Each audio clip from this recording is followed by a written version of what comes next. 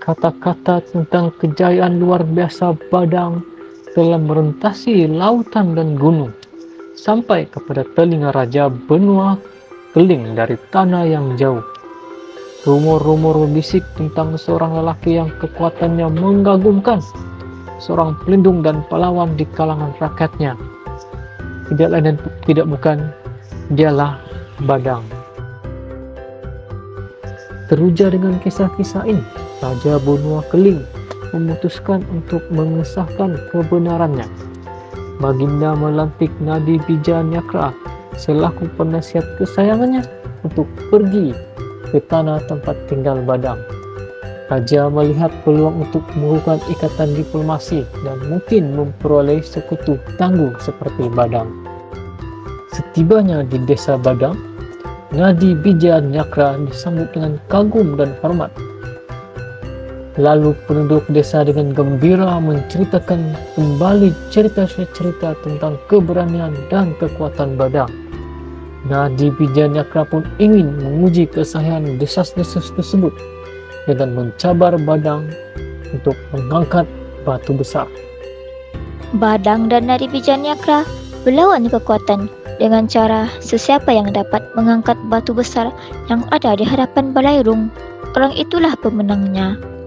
Nadi Bijanyakra dapat mengangkat batu hanya hingga paras lutut, namun batu besar itu Badang dengan mudahnya mengangkat menggunakan sebelah tangan sahaja.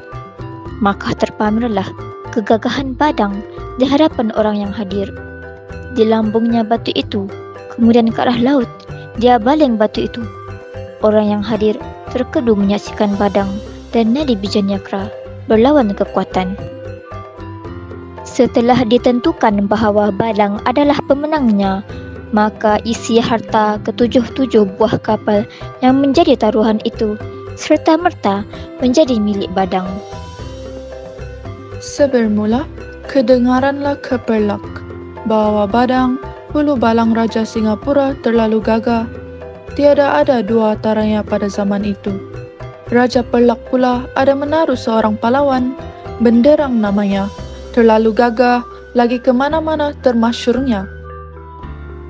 Maka Raja Perlak memberi titah kepada Mangkubumi Tun Perpati Pandak namanya, agar pergi ke Singapura kerana Benderang telah dititahkan ke Singapura melawan Badang. Setelah hadir, maka Raja Perlak pun menyuruh menggarak surat bersama-sama Tun Perpati Pandak dan Benderang turun ke perahu. Maka Tun Perpati Pandak pun berlayarlah. Hatta beberapa hari di jalan, maka sampailah ke Singapura.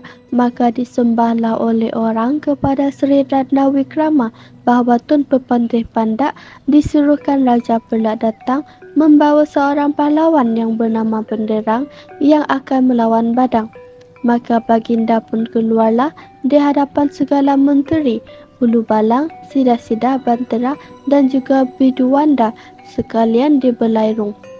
Maka itu juga Baginda menitahkan pegawai menjemput surat Raja Perlak itu untuk diarak dengan sepertinya. Setelah datang, maka disambutnya Benderang dan dipersembahkannya kepada Baginda. Disuruh Baginda baca kepada orang ramai, maka titah Baginda Sri Ratna Wikrama pada Tun Perpati Pandak tentang tujuannya. Maka sebab Tun Perpati Pandak bahawa telah dititah kepadanya membawa Benderang supaya disuruh menguji kuat dengan Badang. Dengan itu, maka Sri Ratna Wikrama menitahkan bahawa esok harilah mereka beradu main, dan setelahnya Baginda lalu masuk dan menyuruh para pengawal untuk memanggil Badang menghadapnya. Maka setelahnya datanglah Badang bersembah bahawa Benderang adalah pahlawan yang gagah dan amat terkenal di negeri. Badang berpendapat bahawa Benderang patut dihanugerahi agar kelihatan perkasanya. Jikalau dapat dilawan oleh Badang, maka dia akan melawan. Jikalau tidak, maka itu hanyalah dianggap sebagai pelatihan ataupun sebagai bermain. Maka dari itu Sri Ratna Wikrama pun bersetuju. Setelah hari menjelang malam, Benderang dan Tuan Perpati Pandak telah dipanggil untuk menghadap, lalu dianugerahilah santapan makanan dan juga minuman. Adapun Benderang hampir duduk dengan Badang, maka Badang disesaknya Benderang. Maka oleh benderang ditindih pahanya dan ditekan secara sungguh-sungguh, maka oleh itu badang diangkatnya pahanya lalu terangkat paha benderang. Maka oleh benderang hendak diangkat pahanya, tiada terangkat. Adapun akan kelakuan mereka, seorang pun tiada tahu. Setelah sejam lamanya, maka segala utusan itu mabuklah, sekalian bermohonlah untuk kembali ke perahunya. Adapun Tun Pepatih Pandak, setelah sampai ke perahunya, maka benderang berkata kepadanya, agar janganlah dia diadu kekuatan dengan badang itu, kerana pada pembandangannya bahawa badang itu terlalu perkasanya. Maka Tun Pepatih Pandak bersetuju dengan cadangan benderang, lalu menunggulah mereka hari siang untuk balik.